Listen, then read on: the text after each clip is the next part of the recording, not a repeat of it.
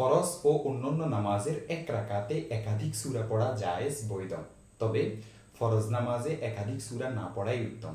রাসূল করিম সাল্লাল্লাহু আলাইহি ওয়াসাল্লামের আমল এমনই ছিল।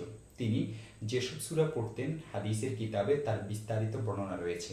তিনি ফরজ নামাজের এক এক রাকাতে অনেক বড় বড় সূরাও পড়েছেন, কিন্তু একই রাকাতে একাধিক সূরা পড়তেন না। সাহাবী এবং তাবেঈগণের আমলও এমনই ছিল। যায়েদ ইবনে খালিদ জুহানি থেকে বর্ণিত, তিনি বলেন, আমি এক রাকাতে দুইটি সূরা মিলানো পছন্দ করি না, যদিও আমাকে অতি মূল্যবান লাল উট দেওয়া হয়। দেখতে পারেন মুসান্নিফে ইবনে আবি শাইবা, হাদিস নং 3728।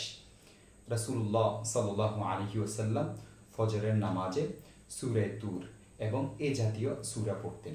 এছাড়া সূরা ইয়াসিন, সূরা মুমিনুন, সূরা রুম এবং অন্যান্য সূরা ফজরের নামাজে পড়েছেন, হাদিসের মধ্যে এসেছে।